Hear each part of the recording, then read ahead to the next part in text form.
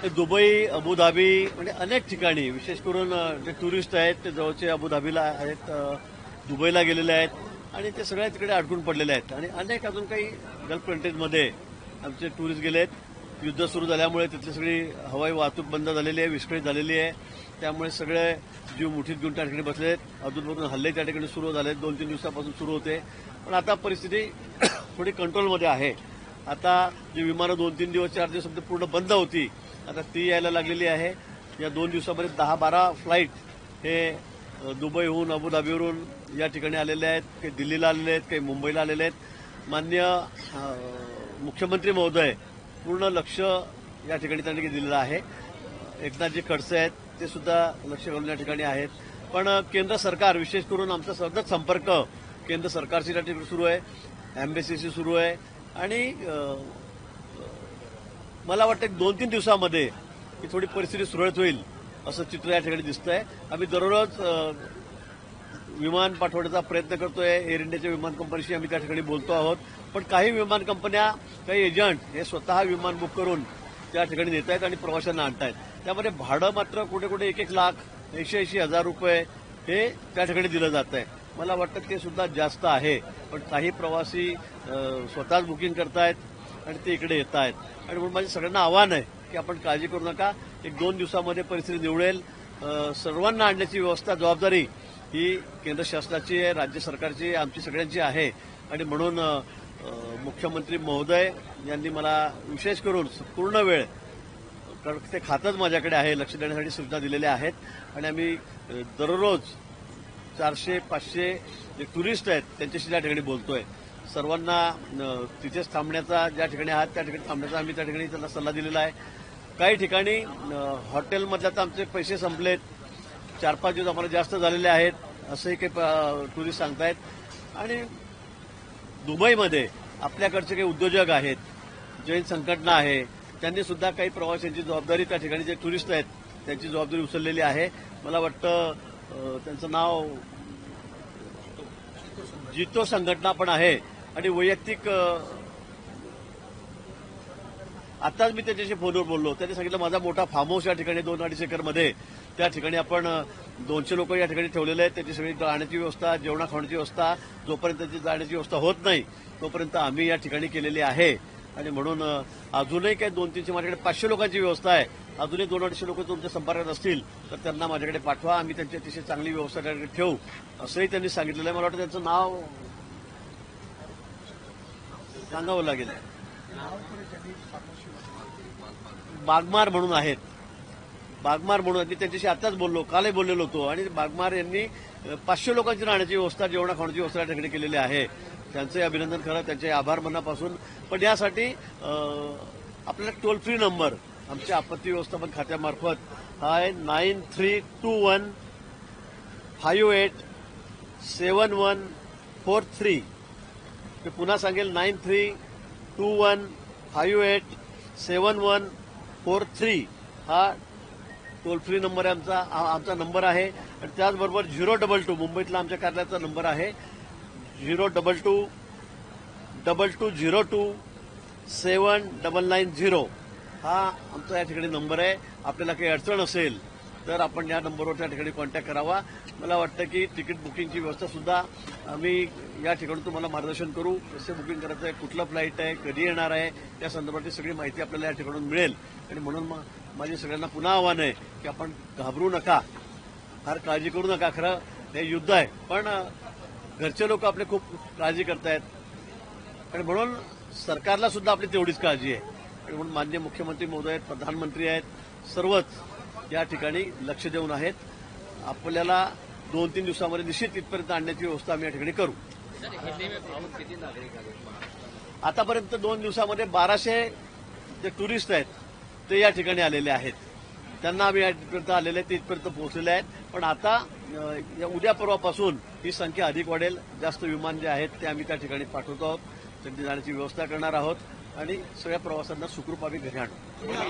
पर्यटकांची ज्या पद्धतीने काही खासगी विमान कंपन्या फसवणूक करतात, 18% जीएसटी पर्यटकांना आव्हान काय करावं या खासगी कंपन्यांना तुम्ही काय? खरं आहे, खासगी कंपन्या एकेका प्रवाशाजवळून 1-1 लाख रुपये घेत आहेत. म्हणजे फारच झालंय भाडं. म्हणजे इथे 15,000 रुपये, 12,000 रुपये, 20,000 रुपये भाडं असतं दुबईचं. आज तिथे 1-1 लाख रुपये 5 पट भाडं घेतलं जात आहे. अशा कंपन्यांना सुद्धा आता आम्ही वॉर्न करतो आहोत. आणि मी सगळ्या टुरिस्टनाही सांगेल, प्रवाशांना सुद्धा सांगेल की फार इतकं भाडं तुम्ही देऊ नका. लवकरच आम्ही विमानतळाची व्यवस्था करतो आहोत. त्या ठिकाणी जे रास्त आहे, जे नेहमीप्रमाणे 20,000, 15,000 असेल, फार झालं 25,000 असेल. मी त्या मला माहिती नाही, पण याच्यावर मला वाटतं भाडं देता कामा नये. आणि उगाच अशा परिस्थितीमध्ये लोकांची लूट करायची, अतिरिक्त पैसे लावायचे, मला वाटतं हे काही योग्य नाही. अशा कंपन्यांवर सुद्धा आम्ही त्या ठिकाणी निश्चित कारवाई करू. इस्रायल इराण और काही एखादी लिंकच्या माध्यमातून देखील पर्यटकांना किंवा नागरिकांना ट्रेस करता येईल. निश्चित या संदर्भामध्ये एक लिंक बरं आठवण दिली मला. या संदर्भामध्ये एक महाराष्ट्र एसीओसी ही लिंक या ठिकाणी आहेत. आपण जर आपली माहिती कळवली तर त्यातून आपण कुठे आहात, नेमके काय करतात ते सगळं आम्हाला त्या ठिकाणी कळेल. आपलं लोकेशन त्या ठिकाणी आम्हाला त्या ठिकाणी कळेल आणि मग आपल्याला शोधण्यासाठी सुद्धा किंवा आणण्यासाठी सुद्धा त्याची एक चांगली मदत होईल. तर या संदर्भातली लिंक आहे महाराष्ट्र एसीओसी, ही या ठिकाणी लिंक आहे. आणि नंबर मी आपल्याला दिलेला आहे. आमच्या कार्यालयाच्या आपण संपर्कात राहा. भाऊ हिंदी में बता दीजिए कि कितने लोग जो हैं वो फंसे हुए हैं और खाड़ी देशों में जो इस समय माहौल है, वतन वापसी किस तरीके से सरकार सुनिश्चित कर रही है? जहां जहां भी वॉर चल रहा है वहां पे तो लोग हमारे लोग तो हिंदुस्तानी लोग, ऐसे महाराष्ट्रीयन लोग तो पूरे दुनिया भर में है. काम के लिए गए, कुछ टूरिस्ट करके गए, लेकिन काम के लिए भी बहुत सारे लोग गए. तो सभी घबरा गए क्योंकि रात को तो इतनी बमबारी चल रही है, इतने आवाज आ रहे हैं, हमले हो रहे हैं. तो सभी लोग परेशान हैं. उनके वो भी खुद वहां परेशान है, उनके घर के रिश्तेदार जो है, घर वाले जो है, वो भी यहाँ पर परेशान है. तो आने के लिए सब लोग जल्दबाजी कर रहे हैं. तो मैं यही कहूंगा कि भाई 2-3 दिन में स्थिति सामान्य हो जाएगी. पूरे सरकार, केंद्र सरकार, माननीय प्रधानमंत्री है, माननीय मुख्यमंत्री जी है, देवेंद्र जी है, सभी पूरे स्थिति पर ध्यान रखे हुए हैं.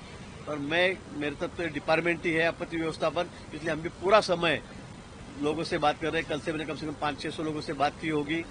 सभी को कहा है, हम सबकी तसल्ली दे रहे हैं. दुबई में कुछ लोग कहते हैं हमारे पास अभी पैसे नहीं है, हमारा पूरा पैकेज जो था वो खत्म हो गया है. तो वहां पे जो हमारी संगठना है, जैन संगठना है, वो मदद कर रही है. वहां पे हमारे एक मित्र है, उनका बड़ा फार्म हाउस है वहां पर. तो उन्होंने भी कहा है मैं 500 लोगों की व्यवस्था मैं करूँ. अभी उनके पास 200-250 टूरिस्ट जो है वो उनके यहाँ फार्म हाउस में रुके हुए हैं. उनके रहने की व्यवस्था, खाने की व्यवस्था सभी उन्होंने की. बागमार करके उनका नाम है. तो और भी 200-300 लोगों की व्यवस्था करते, 500 लोगों की मैं व्यवस्था कर सकता हूँ, ऐसा उन्होंने कहा है.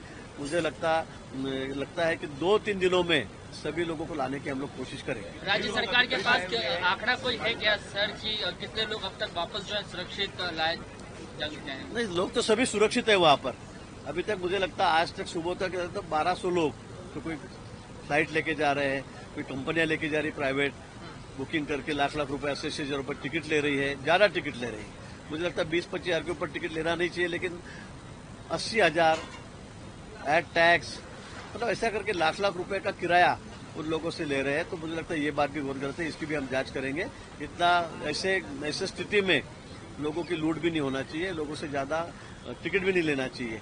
तो इसलिए सरकार की तरफ से भी एयर इंडिया की जो फ्लाइट है वो भी हम भेजने की कोशिश कर रहे हैं. थोड़ी स्थिति सामान्य हो जाए, मुझे लगता है कल तक, परसों तक बहुत सारे जो टूरिस्ट है उनको हम वापस लाएंगे. कोई हेल्पलाइन या कोई वेबसाइट? महाराष्ट्र एसीओसी ये लिंक हमारी है. महाराष्ट्र एसीओसी ये लिंक हमारी है. आप इस पर अगर मालूमात देंगे तो आपका लोकेशन हमें अपने आप मालूम पड़ जाएगा. हेल्पलाइन नंबर भी हमारा है. तो मुंबई मंत्रालय का जो ऑफिस है वहां हम आपसे मतलब संपर्क कर सकते हैं. आप हमसे संपर्क कर सकते हो. उसका नंबर है 9321587143. ये हेल्पलाइन का नंबर है हमारा. मतलब हेल्पलाइन नंबर यहाँ अगर आप फोन करोगे तो आपको सारी जानकारी हम आपको देंगे. और उसके साथ 022 ये लैंडलाइन का नंबर है, 22027990 ये भी हमारे ऑफिस का कार्यालय का नंबर है. 24 घंटा वहाँ पे हमारी सर्विस है. आपको अगर कोई दिक्कत हो, कोई परेशानी हो तो जरूर, या कुछ मालूमात चाहिए तो आप इस नंबर पे हमें संपर्क कीजिए. गिरीश भाऊ, आज रोहित पवारांनी एक दावा केला की 2023ला ज्यावेळेस दावोसला मुख्यमंत्री असताना एकनाथ शिंदे VSR कंपनीच्या विमानातून गेलेले होते, त्यावेळेस इराक आणि इराणच्या देशावरतून फ्लाईंग करण्याच्या संदर्भात त्या व्हीएसआर कंपनीकडे परमिशन नव्हती. ते विमान त्या ठिकाणाहून फिरवण्यात आलं आणि बहारीनला जाऊन तिथून क्लिअरन्स घेऊन ते ज्युरिचला गेलं, अशा पद्धतीचा दावा रोहित पवारांनी केलाय. कुठेतरी त्यांच्या जीवाला देखील धोका होता. बिना परवानगी न घेता ते विमान इराक आणि इराणच्या हवेमध्ये आलेलं, अशा पद्धतीचा त्यांचा दावा. त्याच्या बाबतीमध्ये मला कुठली माहिती नाही, त्यामुळे मला फार या विषयावर बोलणं उचित होणार नाही. फक्त रोहित पवारांचं आणि माझं काल बोलणं झालं, माझ्या स्टाफशी बोलणं झालं. त्यांचे सासरे तिकडे अडकलेले होते मगर साहेब, त्यांना फक्त आम्ही कालच रात्री या ठिकाणी आणलेलं आहे. गिरीश भाऊ, एक प्रश्न असा आहे की आपण लोकांच्या समस्या सोडवल्या, पण इंधनाच्या बाबतीमध्ये आपल्याकडे काय माहिती आहे? नाही, मला काहीच माहिती काही वाढणार आहेत किंवा कसं काय? अजून तरी काही कुठे इंधन वाढलेलं नाही, कुठे सोनं पण वाढलेलं नाही, कमी झालेलं नाही. इंधनाचा स्टॉक, पेट्रोल आणि उगाच काहीतरी अफवा होत आहेत, इंधनाचे दर वाढणार आहेत, त्यामुळे मग गर्दी केली जाते पेट्रोल पंपांवर. पण अजून अशी कुठली माहिती आमच्याकडे नाही किंवा मला वैयक्तिक सुद्धा या बाबतीमध्ये माहिती नाही. पण अजून तरी आपल्याकडे मला वाटतं तुम्ही बघतोय आपल्याच माध्यमातून बातमी की पुरेसा स्टॉक आपल्याकडे या ठिकाणी महिनाभराचा अजून आहे ऑइलच्या बाबतीमध्ये, तेलाच्या बाबतीमध्ये. त्यामुळे सध्या तरी अशी स्थिती मला दिसत नाही, पण अधिक माहिती माझ्याकडे या संदर्भात नाही. नागपूरच्या काटोलमधला जो ब्लास्ट होता आज त्याच्या संदर्भात चर्चा देखील होती. मात्र या संबंधात जरी दाखल झाले असले तरी प्रमुख जे मालक आहेत ते दोघेही फरार दिसून येत आहेत. त्यांना ताब्यात घेतलं जाणार. त्यांच्यावर गुन्हे दाखल झालेले आहेत, अतिशय गंभीर गुन्हे त्याच्यावर दाखल झालेले आहेत. खूप मोठी मानवहानी त्या ठिकाणी झाली, खूप लोकांचे प्राण त्या ठिकाणी गेलेले आहेत. बिचारे गरीब मजदूर लोक त्या ठिकाणी होते. पण या ठिकाणी मंत्री महोदयाने सांगितलं की या ठिकाणी कोणालाही सोडलं जाणार नाही.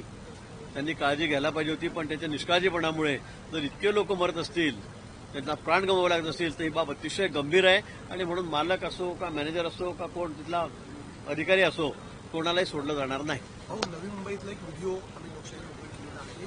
निर्भया पथकाच्या वाहनाचा वापर करत एका सफाई कर्मचाऱ्याने, ज्याला पोलीस गार्ड म्हटलं जायचं, त्याने एकंदरीत मद्यधुंद अवस्थेत काल धिंगाणा घातला होता. त्याच्यावर आता एफआयआर देखील दाखल झालेला आहे. नाही, मला या बाबतीत काय माहिती. मी काल कुंभच्या मीटिंगमध्ये रात्री 3 वाजता इथे आलेलो आहे. मला या संदर्भामध्ये कुठली माहिती नाही. पण असं जर कोणी करत असेल, आपण सांगतो एफआयआर झालेला आहे, कारवाई झालेली आहे, तर कडक कारवाई त्याच्यावर होईल.